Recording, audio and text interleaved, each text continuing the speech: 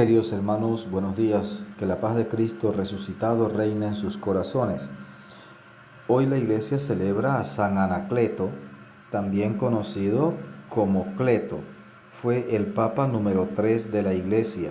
Su pontificado se desarrolla en algunos años de paz, pero luego con el emperador Domiciano comienzan las persecuciones a los judeocristianos por razones financieras, porque las grandes obras públicas de Roma habían afectado la economía.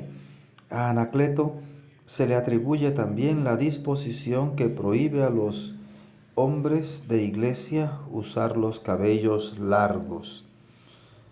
Nosotros vamos a continuar escuchando el texto del Evangelio y vamos a pedirle al Espíritu Santo que nos ilumine, que nos llene con su gracia, con su sabiduría, con su poder, con su fortaleza, para que la vida cristiana pueda ser vivida a plenitud por cada uno de nosotros. Amén.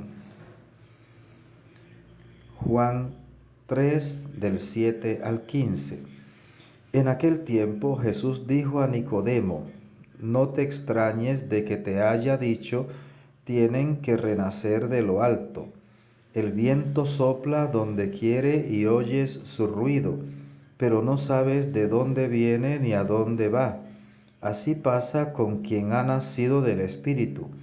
Nicodemo le preguntó entonces: ¿cómo puede ser esto? Jesús le respondió: tú eres maestro en Israel y no sabes esto. Yo te aseguro que nosotros hablamos de lo que sabemos y damos testimonio de lo que hemos visto, pero ustedes no aceptan nuestro testimonio. Si no creen cuando les hablo de las cosas de la tierra, ¿cómo creerán si les hablo de las celestiales? Nadie ha subido al cielo sino el Hijo del Hombre, que bajó del cielo y está en el cielo.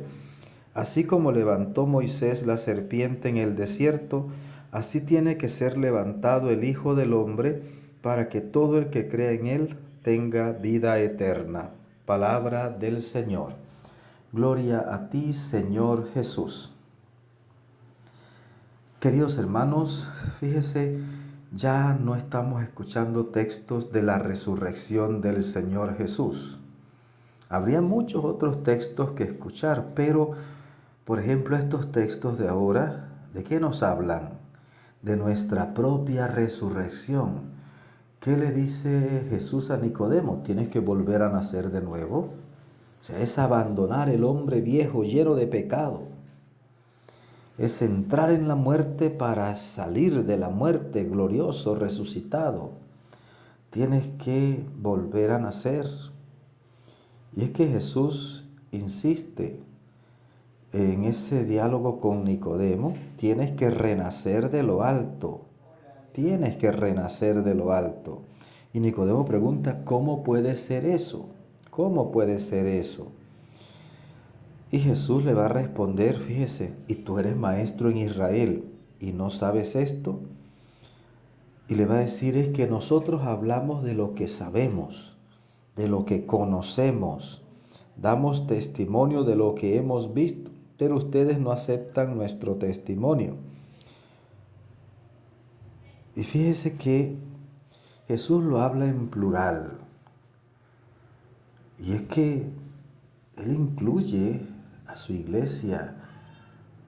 Jesús y la iglesia dan testimonio de lo que conocemos, de lo que sabemos, pero hay tanta gente que aún se llama gente religiosa, o se dicen a sí mismos religiosos, pero siguen sin creer. Siguen sin creer. Y una de las cosas más lamentables que me ha tocado escuchar en muchas parroquias o encontrar más bien en muchas parroquias, es gente que se ha organizado una fe a su manera, una fe que no les sirve para nada, porque en el fondo no creen en Cristo, creen en ellos mismos, no creen en Cristo.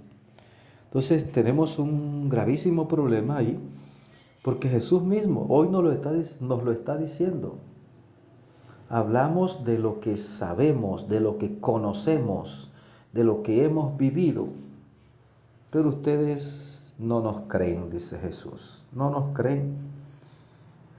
y va a decirle a Nicodemo, mira, así como Moisés levantó la serpiente en el desierto, así tiene que ser levantado el Hijo del Hombre para que todo el que cree en él tenga vida eterna.